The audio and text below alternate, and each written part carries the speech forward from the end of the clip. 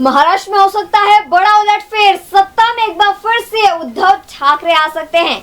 महाराष्ट्र की राजनीति में एक बार फिर से बड़ा भूचाल आ सकता है। महाराष्ट्र के राजनीतिक गलियारों से बड़ी खबर सामने आ रही है। उद्धव ठाकरे देवेंद्र फडणवीस के साथ सरकार में शामिल हो सकते हैं, जिसको लेकर महाराष्ट्र की राजनीति में एक बार फिर से तूफान खड़ा हो गया है।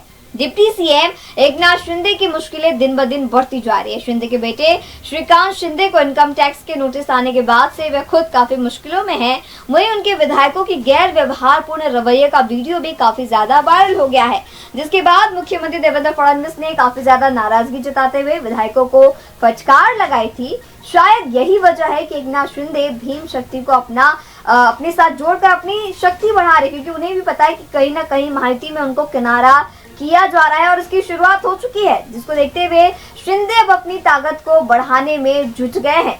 राजनीतिक गलियारों में चर्चा ये भी है कि उद्धव ठाकरे को सरकार में शामिल होने का मौका मिल सकता है। ऐसे में कई संकेत जो है सामने निकल कर आए हैं। वैसे तो कयास ये भी लगाए जा रहे हैं कि राज ठाकरे और उद्धव ठाकरे के गठबंधन होंगे, लेकिन पर्दे के पीछे असली गेम कुछ और ही चल रहा है। एकनाथ शिंदे को धीरे धीरे किनारे कर सत्ता में उद्धव ठाकरे की भूमिका को अहम बनाया जा रहा है। राजनीतिक विशेषज्ञों का तो ये भी दावा है कि महाराष्ट्र की सियासत में मनपा चुनाव से पहले ऐसा कुछ बड़ा होने जा रहा है जो आवाम को पूरी तरीके से चौंका के रख देगा।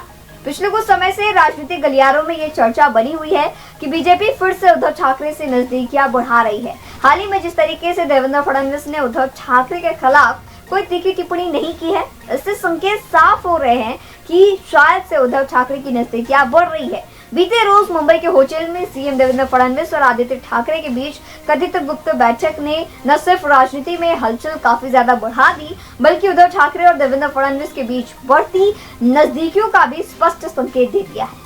इससे पूर्व विधानसभा सत्र के दौरान सीएम देवेंद्र फडणवीस ने उद्धव ठाकरे को सरकार में शामिल होने का प्रस्ताव भी दिया था।